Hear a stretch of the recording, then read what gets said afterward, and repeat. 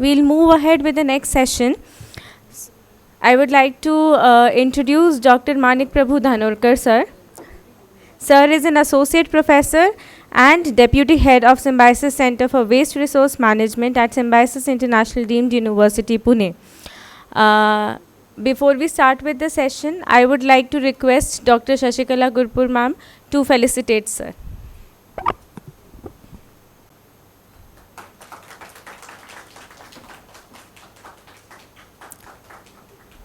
Thank you so much, ma'am. I now invite Dr. Manik Prabhu Dhanorkar, sir, to take a session on best practices of waste segregation. Good evening. I really wonder if anything is left for me to be talked on, because I think previous speakers, Dr. Gurpur, Dr. Rao, Mr. Alvarez, they have touched upon almost every aspect of what environmental sustainability or waste management and energy and everything is concerned about.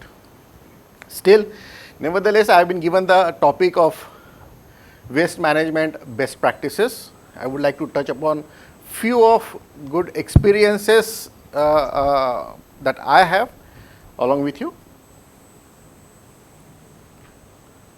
Okay. You must be familiar with this picture, right?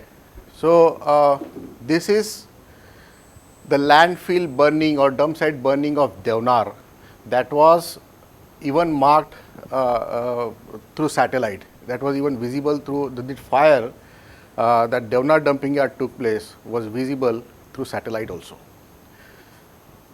This is just one incident very close to us. Do you think why this has happened? Has it any relevance to climate change? Has it any relevance to the environment around us? And who is responsible for this?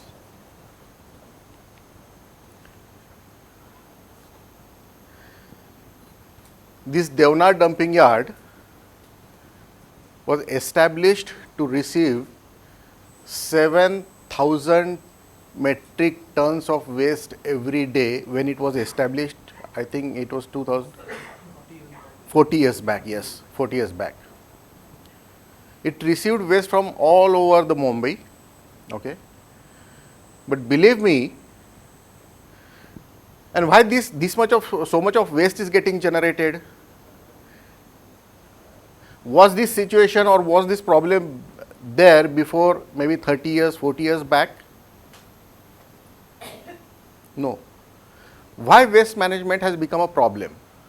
It became a problem because of the relocation of rural people to urban areas.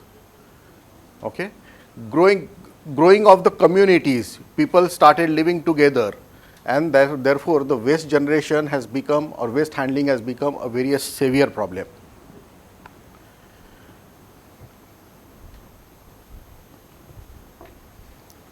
Waste, when we talk about waste management, I would really wonder, is there anything called waste? Or how would you define waste? Can somebody tell me what do you think waste is, or whether it really is a waste? Yes? Yeah, please, go ahead. Waste is kind of subjective. I mean, some things which he might call waste, I might not call waste, and it's the other way around. Like anything, if I'm using a notebook and there are a few pages remaining, but I still throw it away, and like some other person might like rip off the extra pages and use them and completely. Perfect, perfect. So waste, actually, it is a term that has been coined for our convenience, I would say. But the material that is not useful to us, or what we call as a trash, may not be a trash, but could be a resource for something else. So waste is a terminology that is we have coined for our convenience, but in the dictionary of nature, there is no term called waste. You agree with me? Right. So waste is something, it's a useless byproduct by human activities, okay, that we generate, overburdening the environment. There is substantial increase in volumes of waste generation began, as I just mentioned, when people began to move from rural to urban cities. And that is why waste management has come into existence. Now, what does waste management basically involves? What do you mean by waste management? Does it mean the problems of waste taken care by the rural or urban governing bodies or local authorities? What is waste management?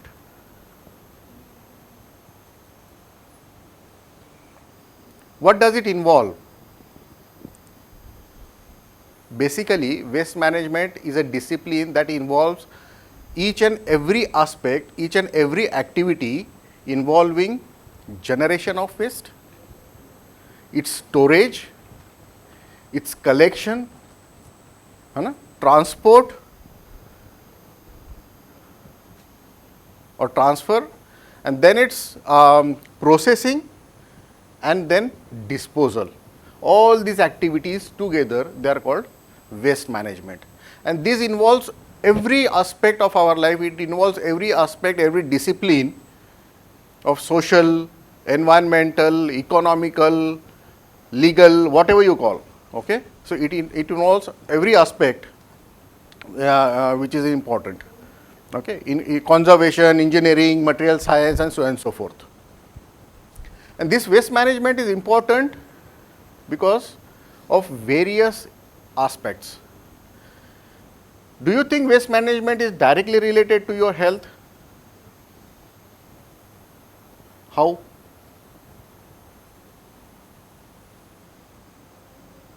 I understand it's an environmental problem and it creates environmental problem. Again, we will come to that. Is it directly related to your health?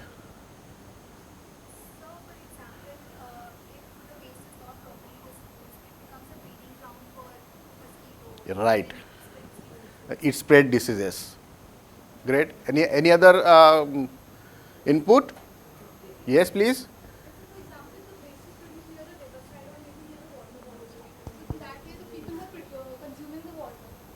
It will pollute the water. Yeah, and the people would get diseases and stuff from the water. Perfectly all right. Yes. Anything else? Yeah, please. We have to thought, general classes that waste management starts at home. So if waste is collected at home, then like everything will go down the drain. Yeah. Wonderful. Literally. Actually, I am going to touch upon that point where I am on a later stage, but that is what the overall summary, what you just said just now. It's a responsibility of everyone. Why what we are talking about the waste management is that I just wanted to give you how severe this problem is. Is it the global problem or it is just the local problem? It is a global problem. So how could that be solved? Should be solved at the global level. All international bodies or nations come together and solve this problem. So it is an individual responsibility. So how many of you are aware that waste generation and its waste processing or disposal is an individual responsibility? Are there any rules and regulations for that? You must be a law student, so you must be knowing about this. Yeah?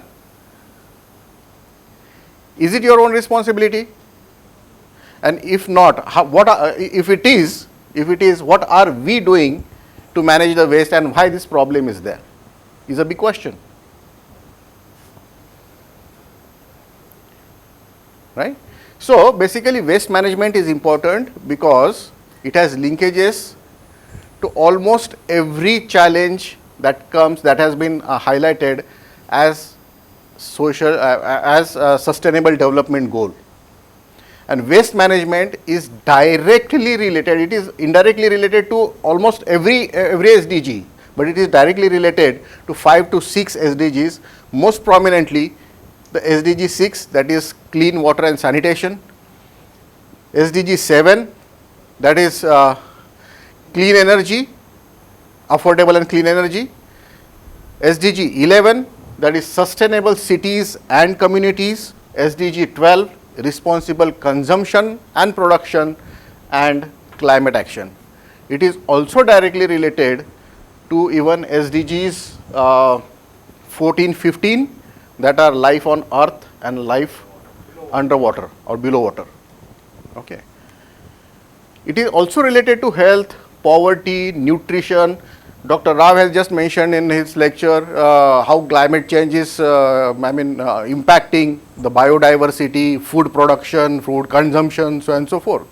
Similarly, it is related to SDG 12, right?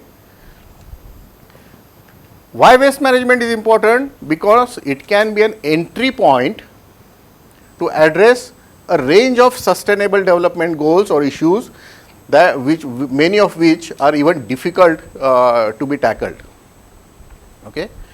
How is that? If we consider waste as a resource, if we put into our mind that there is nothing called waste and each and every garbage that is created can be used as a resource, then you can generate revenue out of it, you can bring it into the circular economy. Today we are living in a linear economy age, right? Consumption, production and disposal. Production, consumption and disposal, right? Whereas, if we use these resources to bring into circular economy, okay, that can act as an entry point to resolve these problems. Lot of this waste, Dr. Rao has just talked about the renewable energy aspect. India has potential to meet more than its 75% energy requirement if these resources, wasted resources I am talking about, not even the natural resources, we can meet countries almost 75% energy needs by processing the wet waste or the waste through various, not only wet waste, the solid waste, whatever is being generated. There are various technologies to treat waste. There are separate technologies for wet waste, there are separate technologies for dry waste to be processed, and from waste to energy generation, we can meet this demand. Waste management is important because it impacts climate change and severe pollution of land, air and water. It has public health hazard, just some of the participants they have already mentioned. And it is estimated that worldwide about 9 to 25 million jobs can be created in the era of circular economy if waste is looked as a resource. There are several concerns. Why waste management is important? Because lower income countries like in Asia and Africa, their waste generation is going to get doubled in another 15 to 20 years. The globalization is leading to industrialization and hazardous waste generation that is being shifted to developing countries. Just one example, we are thriving towards renewable energy. We are putting many as a part of renewable resources. We are using solar panels. Okay. Almost everywhere in the country, you will see the solar panels flooded. But before taking this initiative, has our country thought of future waste management? Do we have a policy? Is there even PV panels, solar panels? Is there even a mention into electronic waste, mention of these PV panels? How we are going to resolve this problem when their life will get over? You will have heaps and mountains of these panels lying there, and then we'll start again searching for the new technologies or new solutions for this.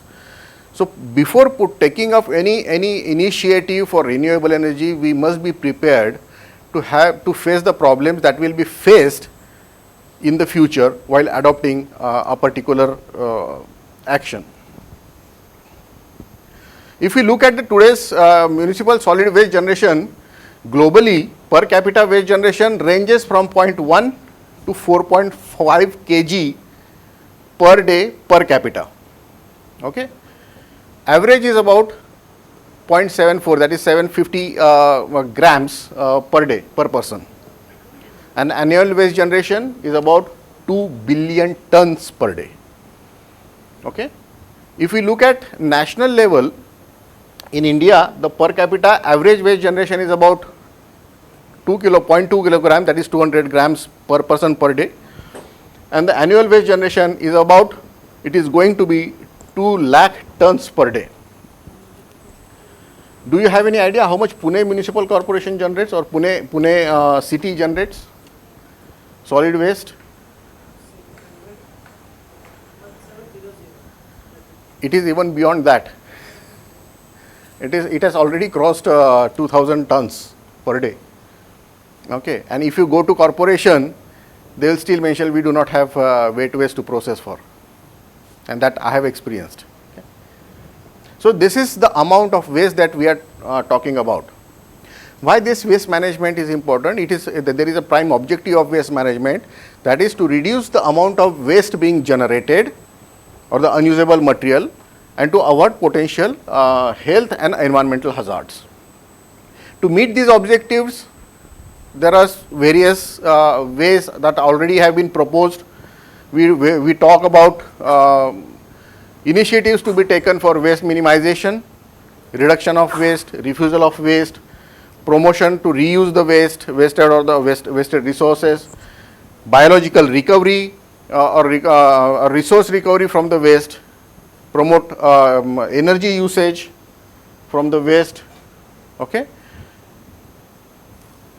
And if at all there is nothing to be retrieved from the waste, only then a little portion that cannot be used for reused or recycling only can be used for disposal in the landfills. We have hardly any sanitary landfills in the country. Most of the landfills, more than 90% landfills, are simply the dumping sites. Okay, and they are simply increasing day by day. I just faced one problem today. While discussing with Pune Municipal Corporation Commissioner and the Divisional Commissioner, and also the Chief Minister was sitting there. I have one question for you. Say for example, you are living somewhere in a rural area nearby Pune, okay, and Pune's some dumping yard or maybe some dumping site is being shifted because the people around that dumping yard are facing some nuisance or some problem, maybe smell or sanitation or whatever, and that is being shifted to your area. What would you do? How would you react to that?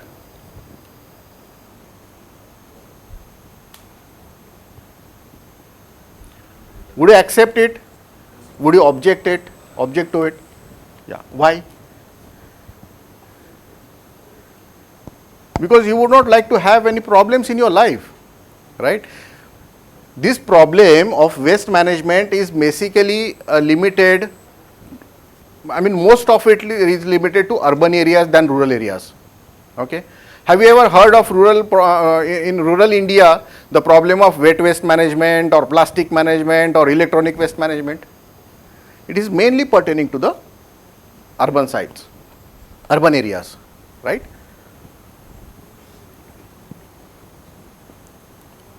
So what is important to understand when we talk about waste management?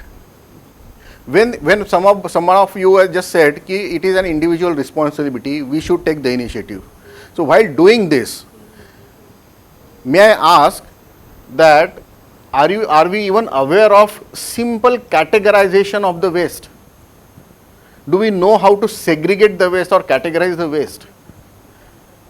I would even say people who are being designated even at local governing bodies, those who are deputed at hospitals or factories or companies, many of them are not even literate enough to segregate waste. They do not know what is dry waste, what is wet waste, what includes in wet waste, what includes in organic waste or inorganic recyclable waste.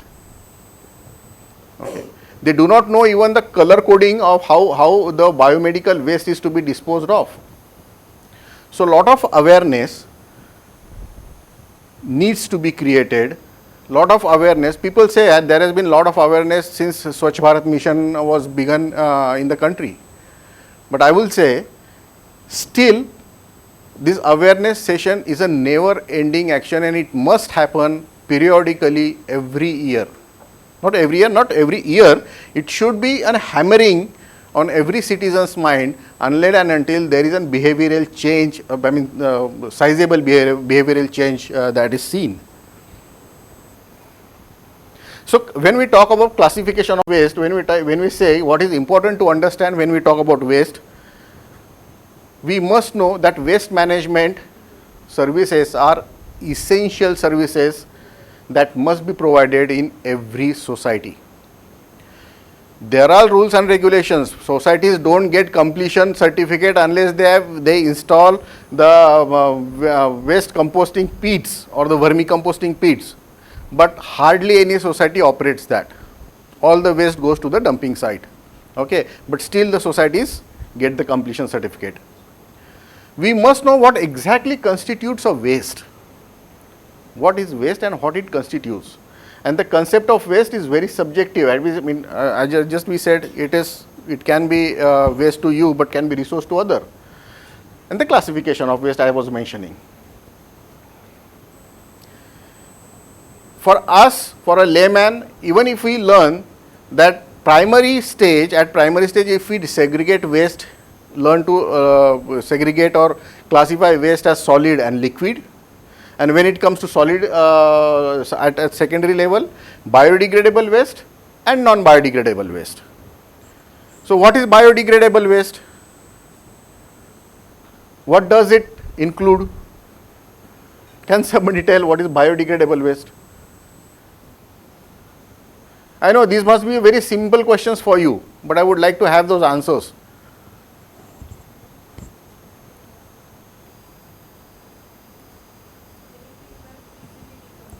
It easily naturally decomposes, right? So, that is biodegradable waste. Yes, please.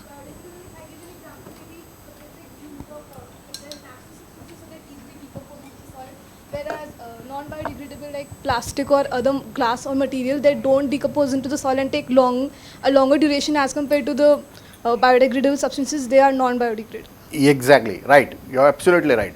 But when it comes to biodegradable waste, there could be categories again. Okay. One is wet waste and another is dry waste. So, in organic waste also, everything that degrades, biological or organic waste will degrade naturally, but some will degrade faster, some will degrade at very slow pace, okay, because of its contents. Okay. Wet waste will contain more than 60-70% water, less of lignin, cellulose and the hard parts which are hard to degrade. Okay. Whereas biodegradable dry waste, what are the examples? Coconut shells, egg shells, bones, wood.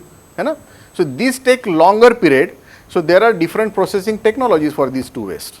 Okay. So, but problem where the problem lies is Pune Municipal Corporation, for example, has 5 tons per day biogas or waste processing plants where wet waste is supposed to be processed. Okay. Now, the operators and the supervisors on these plants, they do not know what is to be brought to the plant and what is to be processed in the plant. Most of the mixed waste that comes to the plant, and none of the biogas plants, hardly any 4 or 5 plants are operational, that too even at 10 to 20% efficiency. Rest are all shut down. Not even shut down, they are non-functional. Not shut down I would say, but they are non-functional. We have invested so much, it's a public money that has been invested in installing these resources, systems. But what happens to this? And nobody bothers. Okay. And then there is a category of non-biodegradable or inorganic waste, that there are again 2 categories. One is hazardous and infectious waste, that basically includes medicine, chemicals, biomedical waste and radioactive waste. and whereas reusable and recyclable waste contains other examples like glass, plastic, metal, rubber, so on and so forth. Waste classification can also be done at a layman's level based on its physical state, based on the source from where it is coming or where it is getting generated, or based on its environmental impact, whether it is hazardous, whether it is non-hazardous. These are various sources. I hope you are able to see the picture. These are the major sources of waste generation, that is mining, agriculture and forestry, industry, household solid waste, and household and commercial government organizations and bodies. Construction and demolition waste, which was a part of solid waste initially, now this has been separated, and then the wastewater and wastewater treatment plants. These are, we have several rules separated, for management of waste. There are number of stakeholders, right from legislative body, the parliament, to the private informal sector, that is involved with several different roles in the waste management and disposal sector.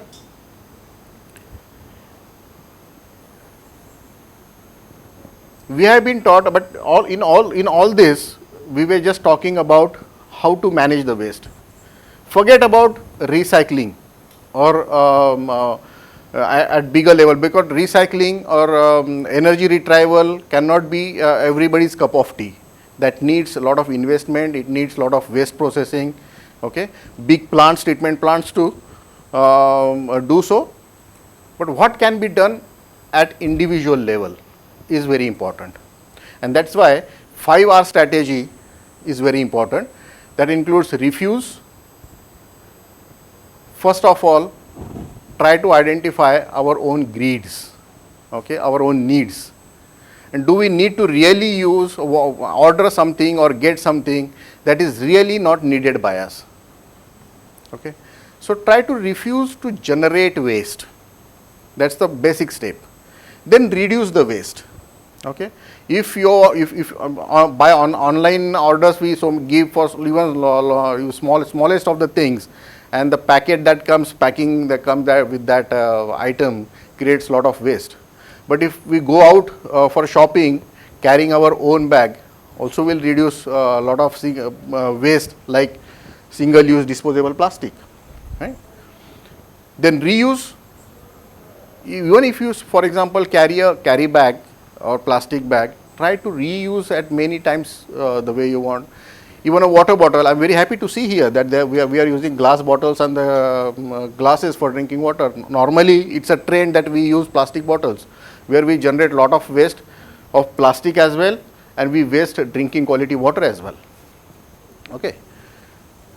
Repurpose it, use those bottles or leftover items for making artifacts or some other uses. And if it is not possible, send that waste or the wasted resource for recycling at the recycling units. As I mentioned, there are different types of waste management. Biological treatment is basically for biogas, composting and vermicomposting. When it comes to bulk generation, we recommend biogas, otherwise composting is a very common process. Thermal treatment for hazardous biological waste, it is normally applied. Incineration, pyrolysis and plasma treatment are the various technologies for that. Then compaction, when it comes to collecting the waste which cannot be recycled, so their compaction is done.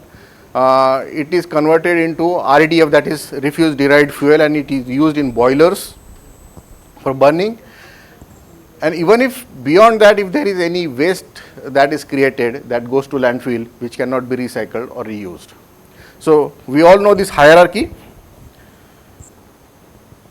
Prevention is the most preferred option, and disposal or landfilling is the least preferred option, okay. But first three items or 3-4 stages, prevention, minimization, use and recycling, they call for at source segregation. Unless and until at source segregation happens, waste management problem is not going to get solved any time. there are Swachh Sarvekshan or Swachh cities or clean city campaigns happening in the country. What happens most of the time? Only the cities are cleaned. Cities are cleaned by just collecting the waste, but there is no downstream processing happening. It is being dumped somewhere else, again polluting the environment. Clear Swachh Sarvekshan or clear clean city cleanliness can only be called when you involve, right from generation to its disposal, all the activities are harmless to the environment. Waste, if you use as a resources, there are lot many areas where you can use it. I am coming to it. I will give you just one simple example and the hidden economy, how it can impact even the national economy into it. You all aware of composting technology or composting, what composting is? Okay. How many of you do the composting at your home, or how many of you have seen the composting in your campus? Is it really a good process or very clumsy and smelly and process that nobody would like? Yes.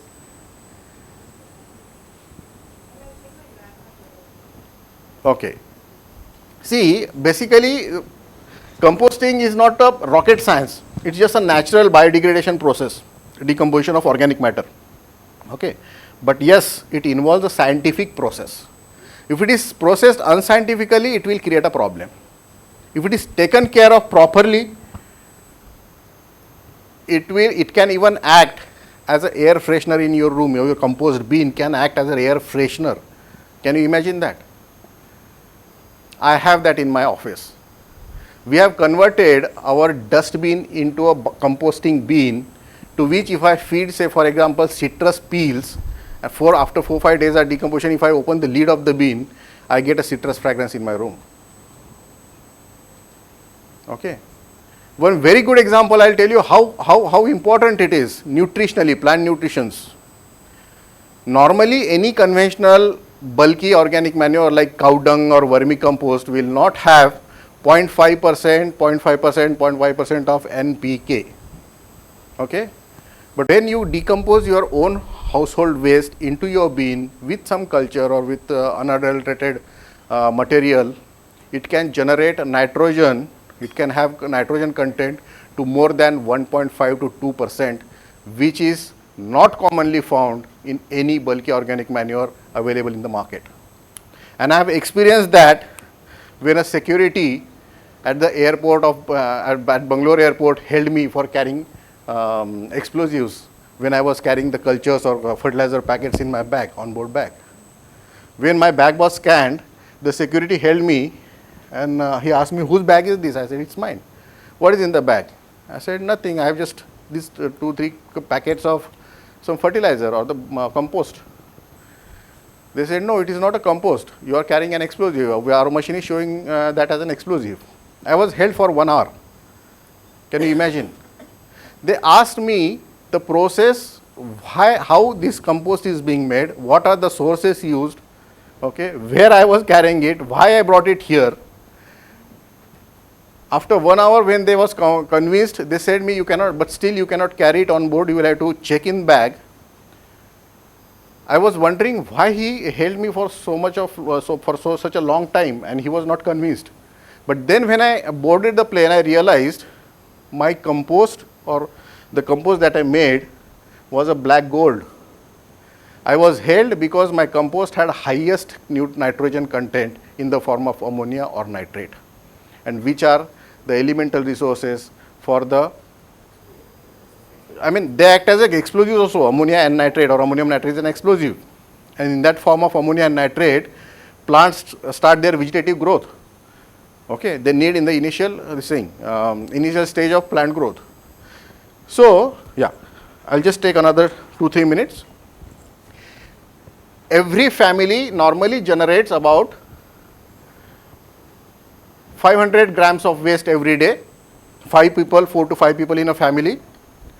Okay, we have 250 million households in the country. If this family every month it processes the waste, a family can generate 54 kg of per household per year a very good quality compost that into 250 million households can generate about 135 lakh tons of black gold. Okay? If you go to market, buy a 1 kg of packet, it will have 100 rupees MRP. You may get at 50% discount, that is 50 rupees per kg of that packet. Okay? Even if you consider rupees 5 per kg, the value of this compost, we have a potential to generate more than 68 billion rupees annually just by way of processing 500 grams of waste per family per day. That's the hidden economy. But unfortunately, this is what does not happen in our country. We have this Center for Waste Resource Management at University SIU. We do a lot of research and social activities into this. We have developed, we consider all these wasted resources as our challenge. We utilize them to develop various kind of products, processes and technologies. We have several prototypes, more than 15-20 prototypes produced in our laboratory that are ready to be scaled up and taken up as a commercial venture by entrepreneurs. Okay. We have developed various products like biochar, fertilizer formulation, deodorizers, okay, by converting water hyacinth and floating weeds as a base material. We are using that biochar to replace electrodes in the energy storage or batteries and superconductors. We have used wet biomass to generate paper and packaging material. We have converted biogas slurry. None of the biogas plants in the country uses its main product. The biogas slurry that is generated in the biogas plant after the biogas is produced is all being drained off against the rules of pollution control boards or norms. Okay? And that is the main source. I would say biogas from the biogas plant is a byproduct, but the digestate or the slurry that comes out, if that is processed and converted into fertilizer, is a main product, and that will fetch more of revenue than your biogas. We have generated prototypes and patented process of converting single-use plastic as well as used cooking oil into a diesel and petrol and other non-fuel products at the center. Developing and monitoring many wastewater and solid waste treatment facilities. I am happy to tell you that this center, as an initiative of as an initiative of the center, we are working for National Gobardhan scheme. Gobar doesn't mean gobar. Gobar doesn't mean shit. Gobar means galvanizing bioorganic resource. That is the short form of Gobar. And it's a national scheme implemented by every state in the country to establish prototypes or demonstrable projects to convert organic waste into sustainable living of the rural areas. So we have already installed such projects. I am the consultant. We have installed such projects in 4 districts.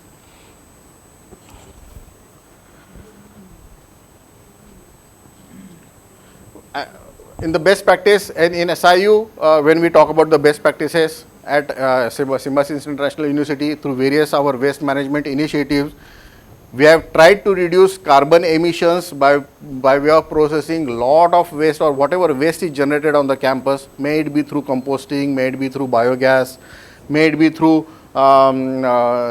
treating and reusing the water for various purposes. Okay. Also the rainwater harvesting. So, lot of several hundreds of tons of carbon emissions have been reduced. At our centers, beyond this, we are taking many researches that can be commercialized in future. That includes studying endophytes for phytoremediation of pollutants, waste valorization, study of landfills and there are other waste sites for isolation of medically and industrially important relevant microorganisms and their bioproducts or biomolecules. Couple of our students are working on developing biosurfactants that are and enzymes that are important for detergent industry and health industry. Okay.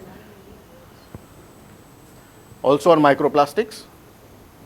So basically, all I mean to say is that waste management, as you said, it's an individual responsibility, and that's why when we take our sessions anywhere, we start with the caption, my waste, my responsibility.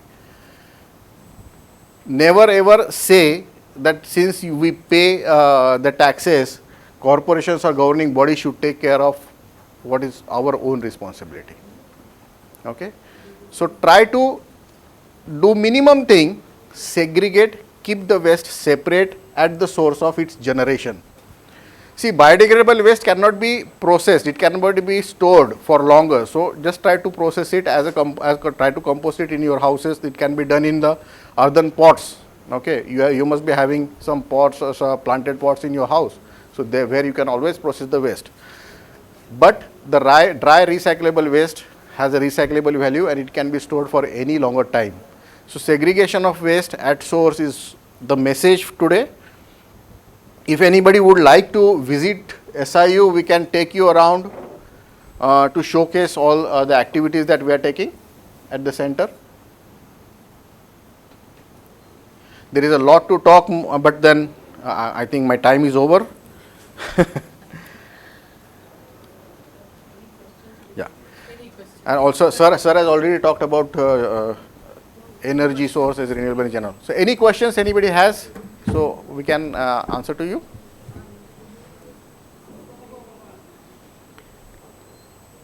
If not, thank you so much.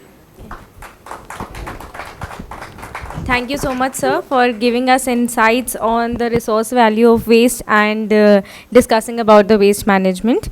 Now we'll be playing a video which is an example of a company which highly complies with the ESG and has won many awards for that. It's the energy source for many, but the ultimate symbol of sustainability for everyone. And so, the sun is our ultimate inspiration. We are Praj Industries, the flag bearers of bioeconomy, a true sunrise industry, and we are committed to sustainable climate actions.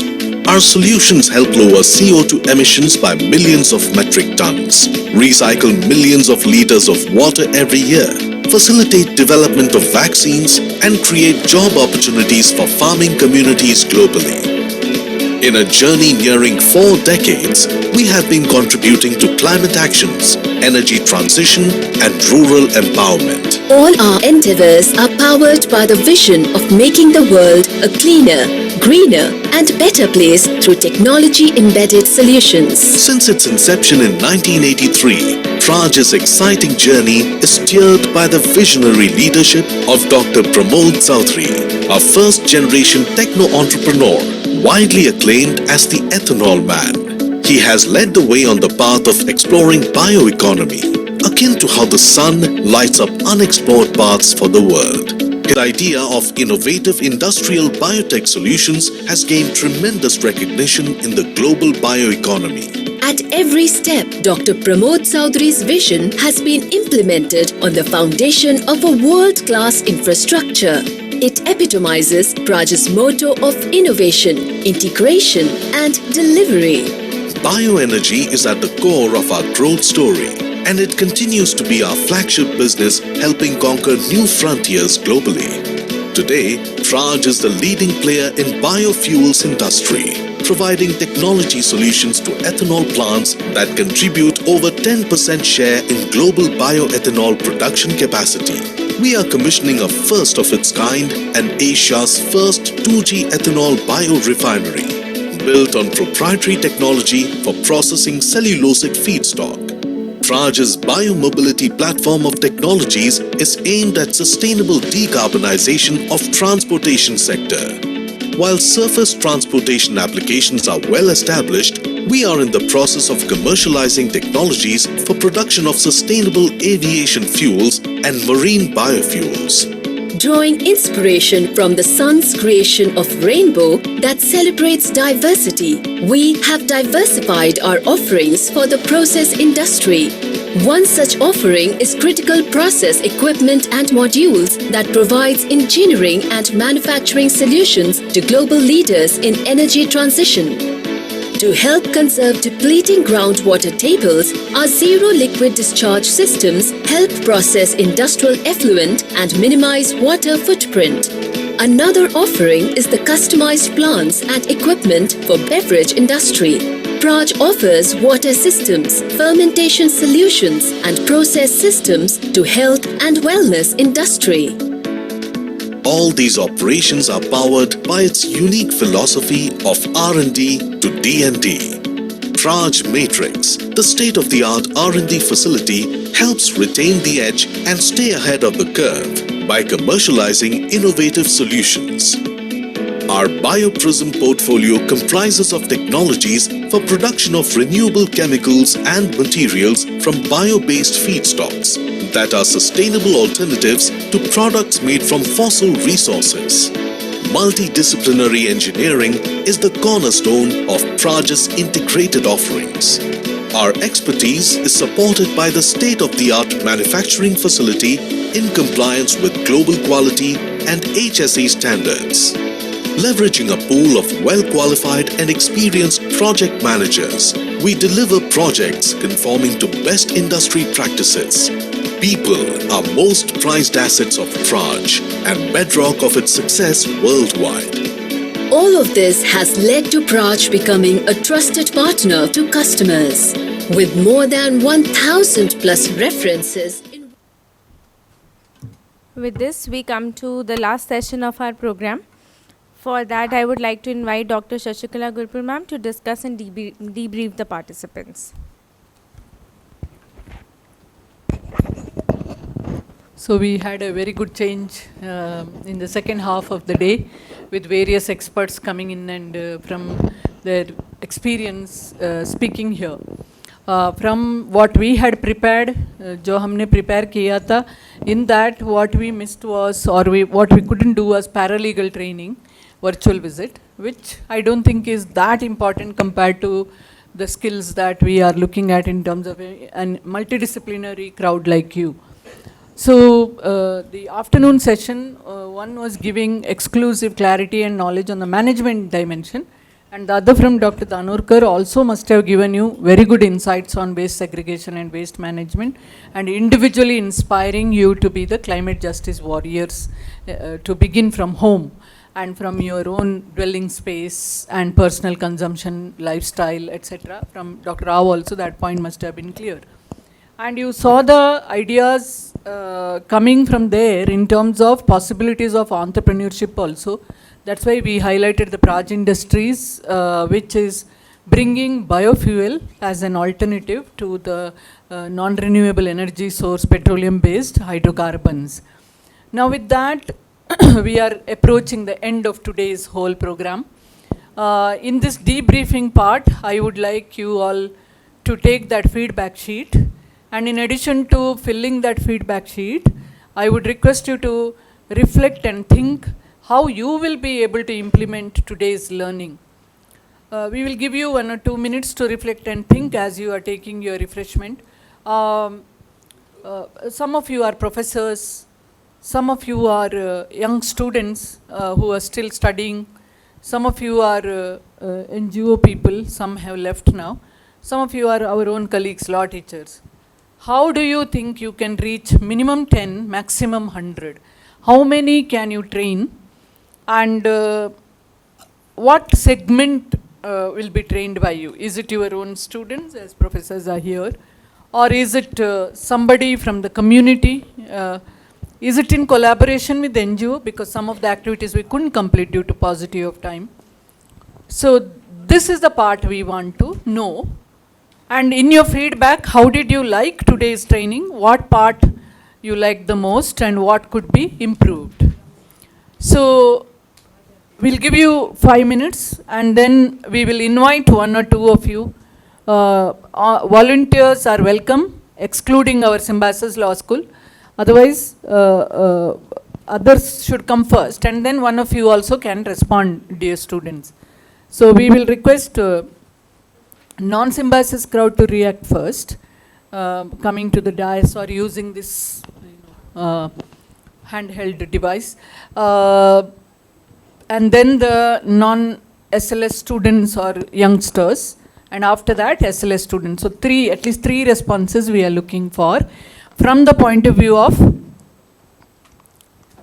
how I am going to implement what I learned today, how many trainees and which segment, will it be college students, will it be community, will it be in collaboration with NGO, and what is the part I like the most and what could be improved. We are open to criticism as well. If you suggest any improvement in the process, in the content, you are welcome. And going ahead, what we are looking at also, we will tell you. Thank you.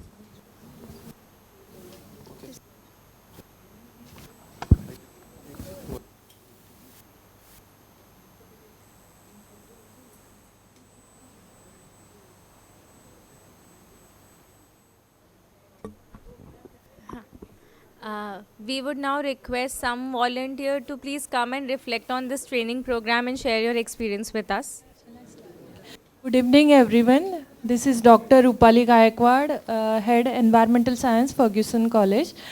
First of all, I would like to thank all the authorities, especially Madam, because they invited all of us here to participate in this event. And I really thankful to ma'am, especially because she has given a different insight regarding the law or justice, and it's really difficult task to link the law with the climate. And basically are from the environmental science department. We know the all technical or science related aspects, but how we can link all the other social and justice related aspect, we don't have any kind of idea. Definitely what you ask, how we can inculcate these training aspects in the society or in the our students. Definitely we have the UG, PG and research center at our college. So we are trying to train these students what we take away from this session. And definitely these students, they are linking with the society so that they can again inculcate these ideas. Basically, one thing I expect from the Symbiosis itself, as we had a link with, old link with the Ferguson and Symbiosis, in future also if we want kind of a collaboration or kind of a help in expertise or any kind of visits at your campuses regarding the management and all, we would like to visit these places. So thank you all. Thanks a lot.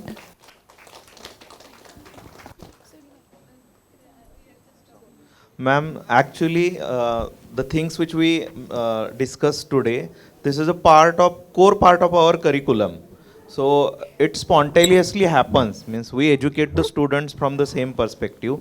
Today we are here just to update ourselves. Okay, the things we learned today, I learned few things which I'm definitely going to ask my students to work on it along with some ideas.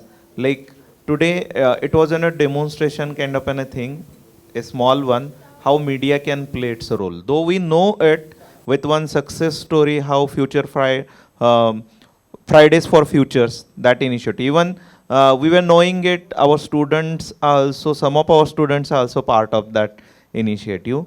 So through that, as well as a lot of case studies which you mentioned, ma'am, that was actually the today's earning from for myself. Means the case study, generally when we deal with the law, we also teach the basic law, water law, air law, EPA, Green Tribunal Act, Public Liability Insurance Act. These kind of an acts are a part of our curriculum. But when you learn or when you listen it from a case studies point of view, what kind of hurdles are there, how one can put that in front of like a society when you want a public with you, like Medha Patkar ma'am's you mentioned about the Sardar Sarovar, you mentioned about the other initiatives. So this is what is the earning for me, ma'am. Thank you very much. Yes, yes. I would like, as our HOD ma'am mentioned, we would like to visit the campus to see the energy, like waste management practices, and through that, how energy production is done. So we'll definitely be in a touch with Sir, Dhanurkar sir, and we'll, with the permission, we'll visit the campus there with our students. Yes, yes, yes.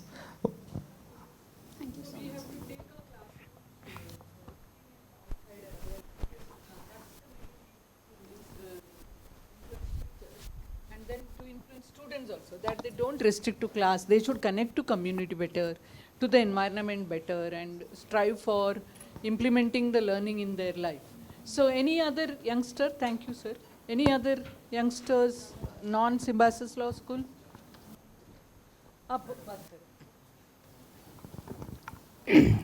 हम ज़्यादा करके मैं NGO से हूँ, सर्व सेवा संघ के।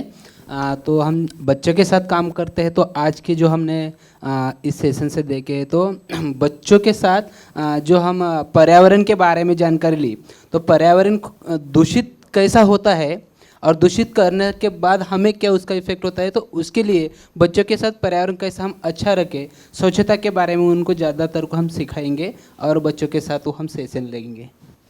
Thank you. पहले बच्चे हमारे साथ कम से कम 300-400 बच्चे अभी जुड़े हुए हैं। सब बच्चों के साथ हम ट्राई तो करेंगे कि कितने बच्चे के साथ भी हम आगे जाने की कोशिश करेंगे कि सब सारे बच्चों तक हम पहुँचेंगे। और आप हमारे जैसा कार्टून्स, फ्लो चार्ट्स ऐसा आइडिया करने को बोले तो बच्चे और भी पसंद करेंगे, कंपटीशन भी रख सकते हैं। You'll have very good. when you I agree. That's a good suggestion, yeah. But under the project we had money for one day, so we tried to promise the moon and we couldn't achieve the moon, but somewhere nearby. Yeah, because we are just touching the subject, and if it is in a workshop kind of a thing, then that will be with a practical, some hands-on experience with. So what we are planning, this is our practical testing ground. This is like a pilot. We are going to convert this into a 7-hour or a 2 days module and put it as a MOOC. Anybody can access that. That is our end product in the project. Okay? Thank you. Ma'am, I just wanted to ask, we have prepared this mind map. So can there be any feedback regarding the mind map which has been prepared? We could not do it due to the paucity of the time. See, your expression of the idea and how you have grasped it is your freedom, and we respect it as your creativity. But from our side, we are very convinced that the concept is already there in you, and we were able to expand it or give an opportunity to clarify it further. And we really appreciate every group's very unique way of presenting it. So I congratulate you all. And feedback is that whatever we said, whether me or I think before you drew, even Shivam spoke, you have captured it and absorbed it very nicely. So congrats on even those little films we showed. So all those facets have been captured, but in a different kind of mind map. So if you all take the pain of seeing everybody's mind map other than yours, you will also get many ideas. So it is like multiplier effect. Did you all see others' mind map? Yeah. So that's why we put it for display. So I congratulate each and every one of you. There is no question of anybody being better than the other, but everybody has done a very sincere, original, complete job. That's my fate. Thank you. And with all your permission, we have captured each of the charts. So we would like to put it up on our website, in our report, in all of that places. So it will go on the public space also, with your permission, of course. But we should write the group number. It is there? Yeah, we could write broadly. Yes. I mean, it's this whole group. I request the groups who are here to write down your names if you have not written on the chart. Yeah. If you like to have your names displayed. If you don't like your names to be displayed, it is fine. It's again privacy issue. there is one chart where Kailash was involved, and he wrote it in the language which is more comfortable for him, and he wrote it in a way that children will do. So beautifully he contributed the last part of that chart in the Hindi language. So that is the beauty of this group, the diversity and the freedom that you have used while absorbing the concept. Thank you. Any law students? We have an international student and we can have another student. Any non-law students here or volunteers who have come from other groups or anybody? Okay, we'll have symbolic 2 students. After you, he will speak. You can introduce yourself so that our other guests also get to know you. Thank you, ma'am. Good evening, everybody. My name is Urdhv Singh. I was born and raised in Lucknow, up north in India. More than a feedback on this session, what I wanted to share was a sort of a simple lifestyle.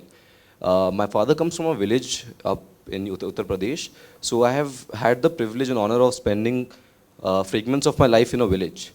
So over there, there's no waste, if I were to put in a single word. Like, we still have like cattle, we still have to buy like vegetables, we go to the shopkeeper to get vegetables. All the wet waste is then given to the cattle to eat, and then the cow dung is used as the source of fuel, as a source of basic building of other stuff as well. So there is absolutely no dustbin. Concept of a dustbin. I remember as when I was a child and I went to my village, I asked my uncle, where should I like throw this chips wrapper?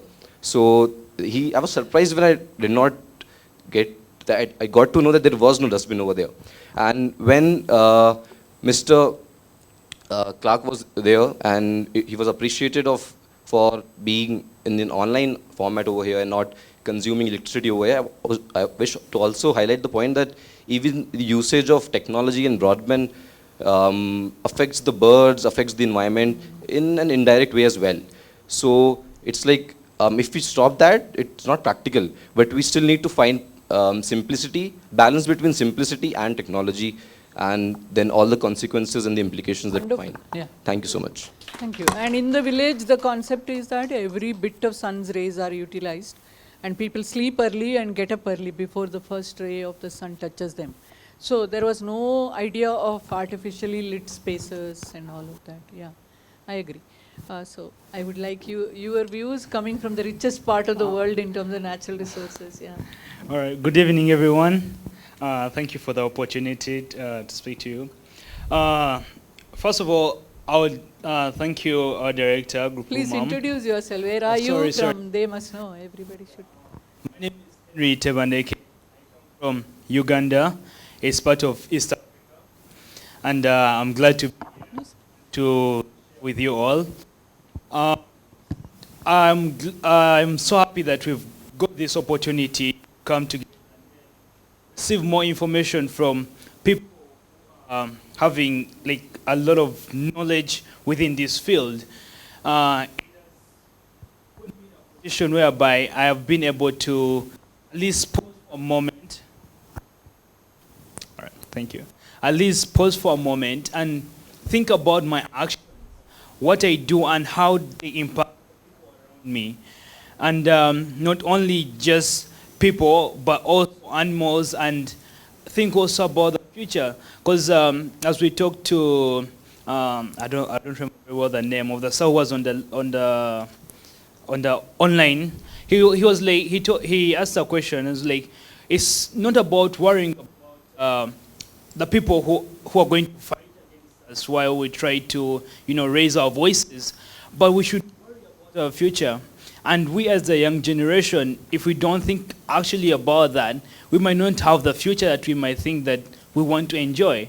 So this is really a great opportunity, and whatever we plant, I'm pretty sure we will be able to pass it on to our fellow students and also within our communities, because when also think back home, I know people, we have a lot of diversity, but some of them actually end up misusing it. So think about it. It will be a great opportunity when I talk to the community as well, and they get to learn and know that actually this is very important, that we need to preserve it. Thank you very much. Thank you very much. So you have a very clear idea of how to pass on this knowledge. Any other student who has a very clear idea of how to pass on this knowledge? Any numbers in mind? Within how much time? Yeah.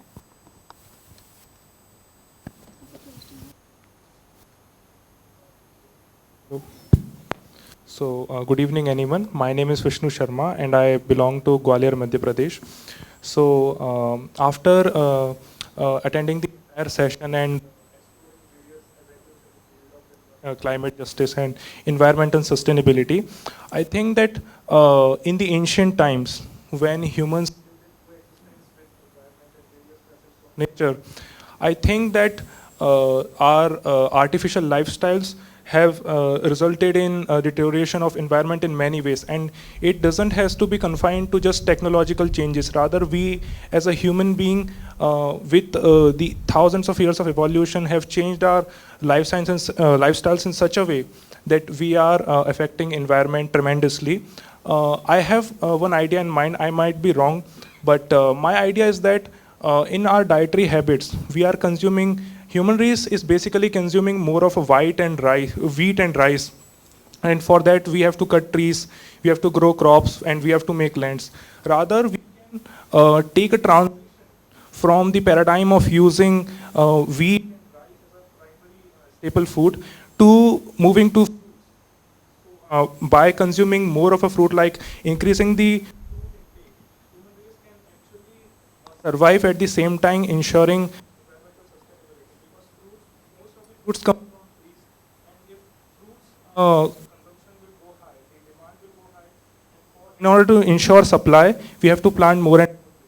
So this is one idea that I have in mind that has to be incorporated to come. See, what I was asking with the crowd, thank you for that idea, with the crowd was, today you are trained. Whom you are going to train? How many of you are confident of training others with the knowledge that you have gained here, given the handbook in your hand, the manual in your hand? 1, 2, 3, all of you. Yes. So, how many of you will actually train? You have a clear plan of who will be trained and, okay, thank you. So now over to Professor Richard to announce the requirement for receiving your certificate. We have one requirement and then meanwhile manual will be sent to you by that time, within 3-4 days maximum. Thank you so much, ma'am. Dr. Rupal Rao Desai will be announcing the requirement for all of you. So the requirement is that one, of course, you have attended already the session and we have your presence and all the evidence regarding your presence and attending the session. We would like to have your feedback, your genuine feedback with respect to all the session and your suggestions.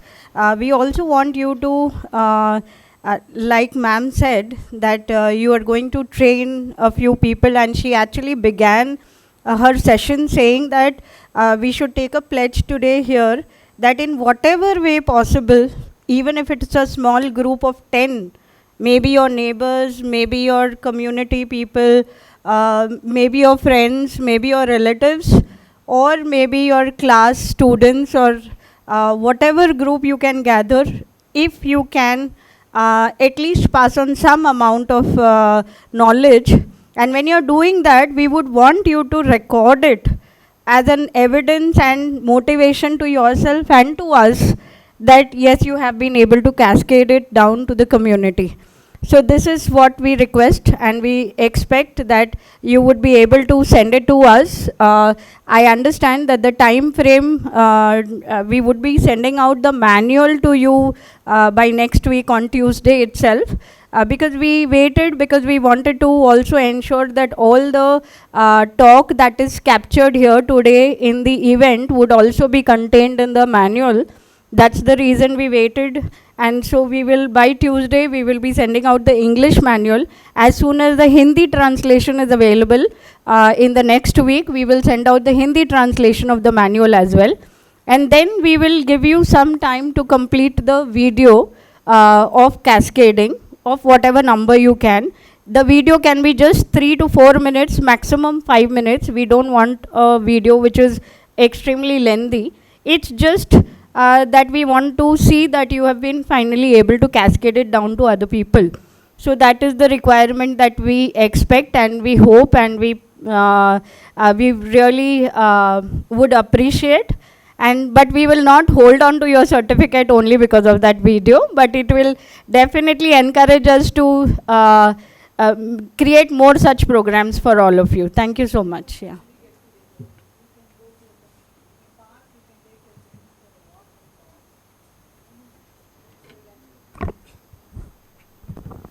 With this, we come to an end to this training program, and on behalf of Symbiosis Law School Pune, I take this opportunity to extend a formal vote of thanks.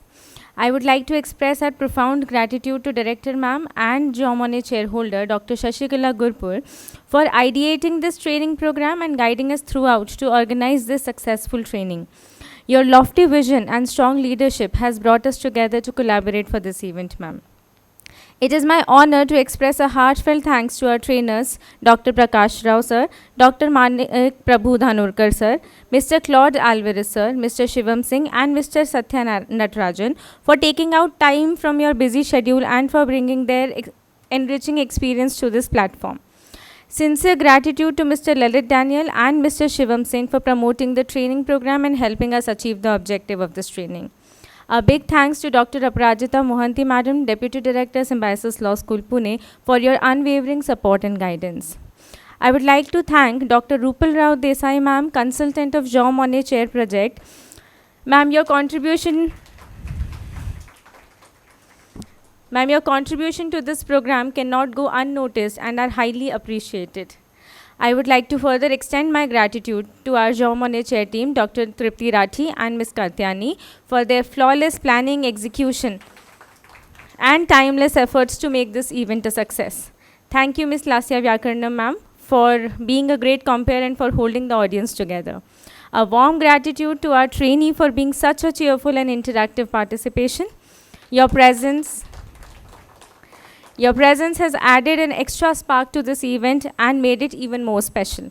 Last but not the least, I am happy to express my vote of thanks to our faculty members of PR and Media, Program Committee, our staff members and IT team, and student volunteers who have made this program a grand success. Thank you so much.